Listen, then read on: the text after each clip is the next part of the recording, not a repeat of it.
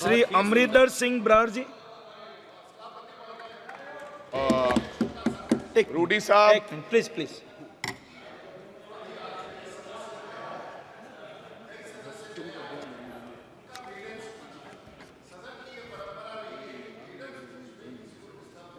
Yes, गलत बोलोगे तो क्यों नहीं होगा? नहीं गलत क्यों? रूडी साहब थैंक यू। रूडी साहब आपकी बात मान ली है। Please Amarinder Singh Brar ji please start. सभापति मैं थोड़ा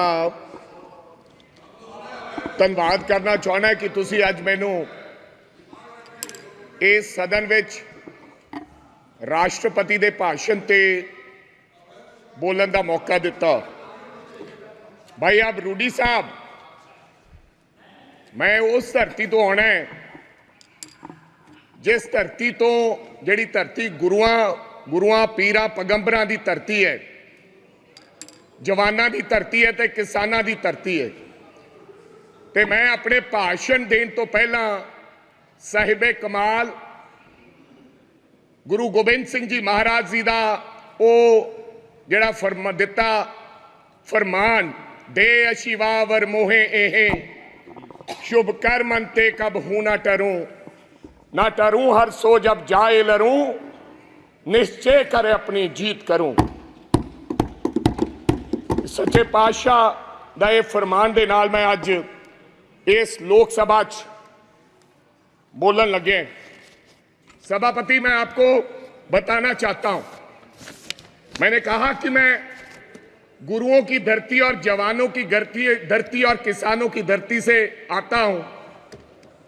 जवानों की बात आज हमारे आदरणीय राहुल गांधी ने की है, हालांकि विपक्ष द्वारा उसको घुमाने का काम किया, लेकिन राहुल गांधी ने एक बात कही कि अग्निवीर को शहीद का दर्जा इस देश में मिलना चाहिए। मैं इसलिए कह रहा हूं सभापति साहब, कभी कभी तो मेरे को लगता है कि पंजाब को यह हिंदुस्तान की सरकार भूल गई है। कभी कभी मेरे को यह भी महसूस होता है कि शायद हम हिंदुस्तान के कहीं किसी नक्शे में हैं या नहीं। जिस प्रकार से हमारे सरकार का हमारे पंजाब के लोगों की तरफ व्यवहार है, ऐसा हमें महसूस होता है। मैं आपको बताना चाहता हूं सभापति साहब, जब हिंदुस्तान के देश के प्रधानमंत्री जब लाल किले पर झंडा लहराते हैं, और मैं गर्व से कह सकता हूं कि उस झंडा लहराने में पंजाब के हजारों नौजवान लोगों ने अपनी शहादत दी है। ये अवसर इसलिए प्राप्त हुआ है सभापति साहब। मैं कहना चाहता हूं सभापति साहब, मैं अपने किसान की बात करना चाहता हूं। पिछले 1.5 साल से सभापति साहब पंजाब का किसान, देश का किसान, आज बड़ी बड़ी बातें की गई। आदरणीय मंत्री महोदय कहे कि हमने एमएसपी दी है। एमएसपी आपने दी है? 1967 में कांग्रेस की सरकार ने किसान के लिए एमएसपी दिया था, जब देश भूखा मर रहा था। तो पंजाब के लोगों ने, इन किसानों ने, देश के किसानों ने देश के लोगों का पेट भरने का काम किया। आज कोई आसान नहीं कर रहा कि हम उनको एमएसपी दे रहे हैं। किसान लीगल गारंटी मांगता है सभापति साहब, एमएसपी की लीगल गारंटी। आपको मैं बताना चाहता हूं 700 किसान पंजाब का शहीद हुआ, और मेरी एक आदरणीय हमारी संसद ने उन किसानों की मांओं के बारे में ये कहा कि ये तो 100-100 रुपए पे भाड़े पे लाए हुए लोग हैं। मेरे को शर्म आती है इस बात की। वो किसान, और आज वो किसान दिल्ली के बॉर्डर अपनी बात सुनाने के लिए दिल्ली आना चाहता है। क्या दिल्ली देश से अलग है? क्या दिल्ली में पंजाब के किसान नहीं आ सकते? हमें हरियाणा के बॉर्डर पर रोककर हमारे पर गोलियां चलाई जा रही हैं। हजारों लोग किसान हमारे वहां पर इंजर्ड हुए, और कईयों की मृत्यु हो गई, मौत हो गई है। लेकिन सरकार की तरफ से गर्मी है, 45-47 डिग्री में बैठा किसान चीख चीख कर पुकार रहा है कि हमें एमएसपी की लीगल गारंटी दो, हमने दिल्ली जाना है। लेकिन उनको आदेश है हरियाणा की पुलिस को, यह देश के गृह मंत्री के द्वारा दिया गया हो देश, कि पंजाब का अगर कोई व्यक्ति दिल्ली की तरफ किसान मुंह करेगा तो गोलियों से उसको मार दिया जाएगा। ऐसा हमारे साथ व्यवहार हो रहा है सभापति साहब, ये हालात है। आप कहते हो किसानों को, आपने किसान निधि योजना में आपने बड़ा कोई इनकलाब खड़ा कर दिया। आपने कहा कि 3,20,000 करोड़ लोगों को हमने 20,000 करोड़ दिया है किसान निधि योजना के तहत। मैं पंजाब की बात बताना चाहता हूं, आंदोलन के बाद हमारे साथ किस प्रकार का व्यवहार हुआ। 2019-20 में 23 लाख लोगों को किसान निधि योजना का फायदा मिलता था। जब हम आंदोलन किया, सरकार को काले कानून जो 3 बने थे वो सस्पेंड करने पड़े, वापस नहीं लिए।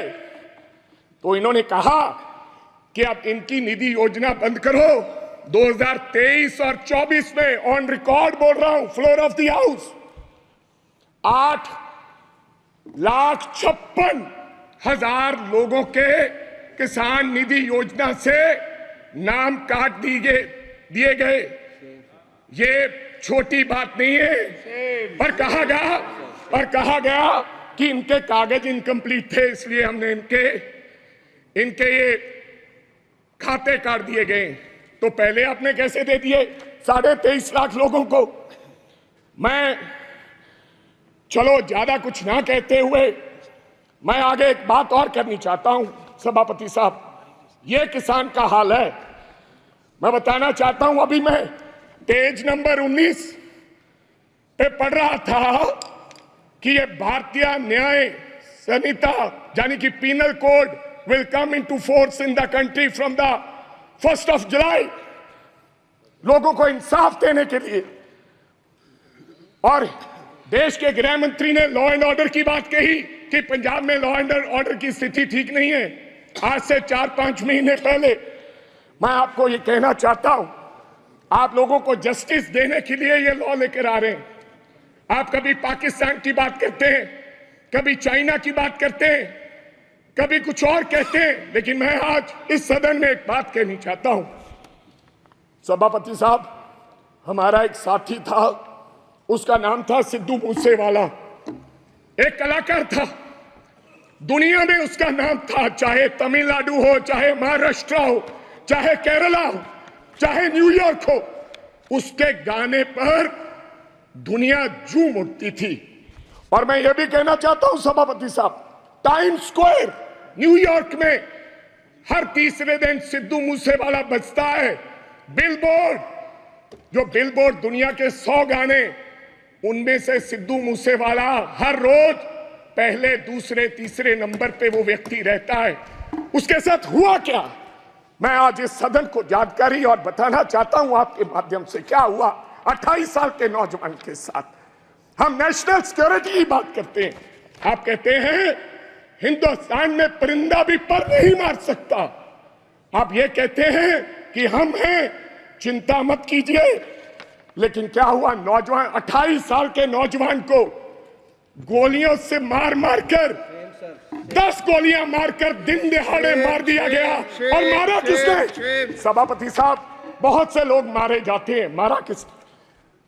एक तिहाड़ जेल में बैठा एक गैंगस्टर जिसका नाम लॉरेंस बिश्नोई है, उसने मारकर कहा, जेल से इंटरव्यू दिया और कहा मैंने मारा है। अभी तो सिद्धू मूसेवाला मारा है, अभी इसके बाप को भी मरना होगा। जेल से इंटरव्यू दिया। आप नेशनल सिक्योरिटी की बात करते हैं, कब इंसाफ मिलेगा सिद्धू मूसेवाला को?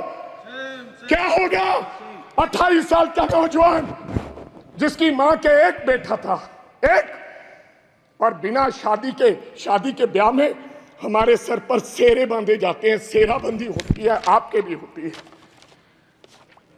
डेड बॉडी पड़ी सी, डेड बॉडी पर मेरी उस मां ने, सिद्धू मूसेवाले की मां ने फिर सेरा लेकर आए और अपने बेटे के लाश पर सर पर सेरा बांध के उसकी विदाई की।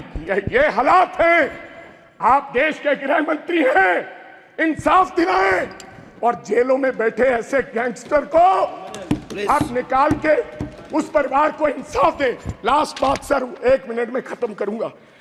आप सभापति साहब, मैं ये इसमें लिखा है पेज नंबर 4, पॉइंट नंबर 5, क्या लिखा है? Now my government is striving to make India the 3rd largest economy in the world. कैसे बनेगा साहब? मैं सब उस शहर से आता हूं, लुधियाना से, जो हिंदुस्तान का कभी कभी ईस्ट मैनचेस्टर कहा जाता है, जिसको आज क्या हालात हो गए इंडस्ट्री के, डाइंग इंडस्ट्री है सर, वहां पर साइकिल इंडस्ट्री है। लोग छोड़ के कारोबार धंधा बंद करके अब चले जा रहे हैं लुधियाना छोड़ के। ये हालात कर दिए। मैं एक छोटी सी उदाहरण देना चाहता हूं। 10 साल में हमें इस सरकार ने कुछ नहीं दिया। अगर दिया है हिंदुस्तान की सरकार ने लुधियाना को, सबसे बड़ा शहर है पंजाब का, तो कोई खड़ा होकर व्यक्ति बता दे कि हमने ये दिया है। मैं क्या कहना चाहता हूं कि एक साइकिल इंडस्ट्री है साहब, या तो चाइना में साइकिल बनता है या पंजाब में साइकिल बनता है। चाइना में साइकिल की प्रोडक्शन क्या है, आप हैरान हो जाओगे। आप मेक इन इंडिया की बात करते हो, 28 से 30 करोड़ एक साल की चाइना प्रोडक्शन करता है, एक साल की 28 से 30 करोड़। लेकिन लुधियाना क्या प्रोडक्शन करता है? 2.5 करोड़। क्यों? वजह क्या है?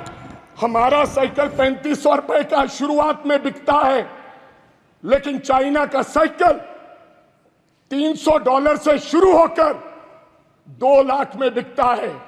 इसका कारण क्या है? Make in India wrong policies. जब तक ये रॉन्ग पॉलिसीज हैं, समाप्त कीजिए, तब तक हमारा देश तरक्की नहीं कर सकता। कैसे तरक्की करेंगे? आपकी रॉन्ग पॉलिसीज की वजह से आज हमारी इंडस्ट्री, जो लुधियाना की इंडस्ट्री है, उसके ये हालात हो गए।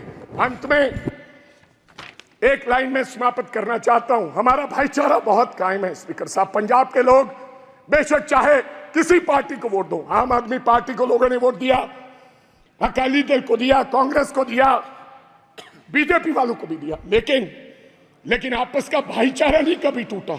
इस बार पहली बार राम जी के नाम पर, भगवान राम के नाम पर, भगवान हमारे भी हैं इनके, और भगवान ने बता दिया अयोध्या से ये संदेश दिया पूरे देश भर में कि राम भगवान बीजेपी के नहीं है। उन्होंने ये संदेश दिया। लास्ट मैं एक सेकंड पहले बोल रहे हैं, बोलो तो खोल के। सभापति साहब, मैं एक नारे के साथ अपनी बात खत्म करूंगा। बस एक लाइन में खत्म कीजिए सर। एक सेकंड, हमारा भाईचारा कायम रहे। मैं बीजेपी वालों को हाथ जोड़कर गुजारिश करना चाहता हूं, देश के प्रधानमंत्री जी को, देश के गृह मंत्री जी को, कि मंगलसूत्र की बात ना करें। थैंक यू आप कब्रिस्तान की बात मत करें। मैं एक नारे के साथ अपनी बात खत्म करूंगा। मंदिर बांटा, मस्जिद बांटी, मंदिर बांटा, मस्जिद बांटी, बांट दिया भगवान को। ओ शर्म करो बीजेपी वालों, मत बांटो इस देश के बोले वाले इंसान को, मत बांटो इस देश के बोले वाले इंसान।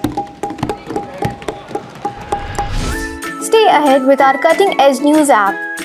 Instantly access the latest shorts in just 1 minute and breaking news in just 50 words. Download now for a smarter, faster news experience.